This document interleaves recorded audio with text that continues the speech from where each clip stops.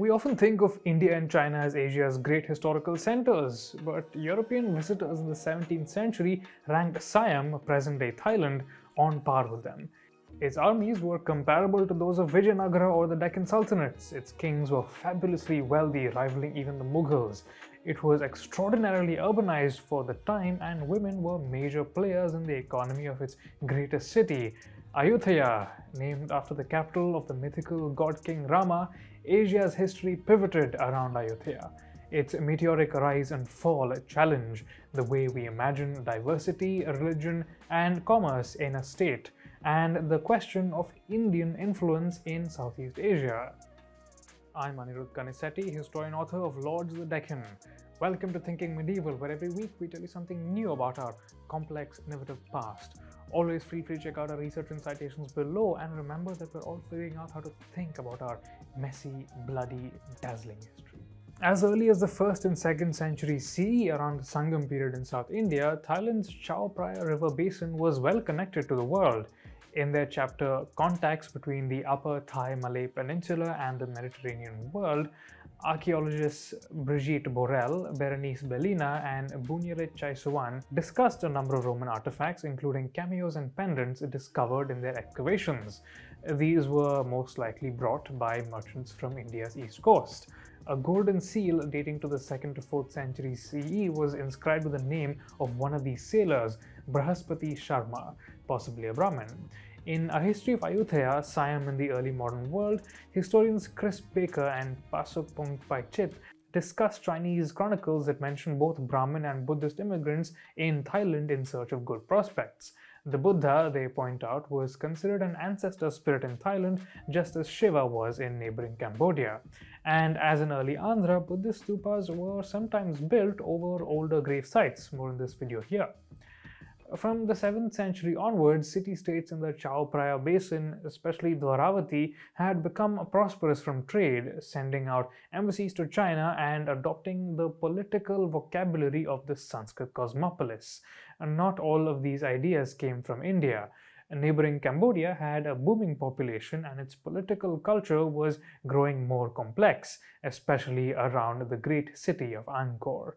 Angkorian ideas of city planning, with a heavy reliance on symmetry, geometry, and irrigation, were adopted in northern Thailand. Around this time, the southward expansion of Chinese empires started the centuries-long migration of Thai-speaking peoples in an enormous arc stretching from Assam to Laos. In the 13th century, Thai speakers founded both the Ahom kingdom, more in this video here, and the Sukhodaya or Sukhothai kingdom in the upper Yom River Valley of present-day Thailand. Sukhothai, note Baker and Phongpaichit, was a rich cultural crossroads. It was home to Thai and Mon Khmer speakers and absorbed influences from kingdoms in present-day Burma and Cambodia. Around the same time, a warlike little kingdom emerged in the Chao Phraya basin near the coast of the Gulf of Siam. Called Siam by Chinese sources, this kingdom, known as Ayutthaya from 1351, constantly conducted overseas raids against other Southeast Asian ports, which were in the midst of a power struggle after Chola raids in the region. We've seen the ambitions of one of these ports, Tambralinga, in an earlier video essay. By the 15th century, Ayutthaya was a cosmopolitan place indeed. It had Thai, Mon, Khmer, Malay, Chinese, and even Indian denizens. Baker and Phongpaichit point out that it had many legendary founders: a Thai peasant, a Chinese merchant, a Khmer noble, even a Chola prince. What set Ayutthaya apart was that unlike other port cities, it could draw on the resources of the enormous Chao Phraya basin. This allowed it to gradually absorb dynamic northern urban centers like Sukhothai. The stage was set for centuries of Ayutthayan dominance. The kingdom of Ayutthaya raised enormous armies in its pursuit of dominance in mainland Southeast Asia. In the Palace Law of Ayutthaya and the Thammasat, Law and Kingship in Siam, Baker and Phongpaichit point out that Ayutthaya used law as a major tool of integration. Its kings issued judgments on everything from magic to marriage, reinforcing their status as semi-divine adjudicators of divine order. They claimed to maintain peace through war so that their subjects could achieve nirvana or liberation, and claimed that they were divinely appointed by Hindu gods because they were meritorious Buddhists. This syncretic model of Hindu-Buddhist kingship is fairly unique. India had nothing like it. For all their lofty claims, though, Ayutthaya's kings were brutal in their pursuit of power. According to Ayutthaya's own chronicles, kings like the 16th century Naresuan massacred thousands of civilians. The Portuguese claimed that he fried 20 of their men in coconut oil, and Buddhist monks condemned him. Extreme militarism depopulated the countryside, denuding all major cities except for Ayutthaya itself. As more peaceful conditions took root in the 17th century, Ayutthaya turned this to its advantage. Trade between Europe and Asia skyrocketed, and Ayutthaya, uniquely among Asia's great powers, fended off all attempts at European takeover. This made it a safe port for intra-Asian exchanges.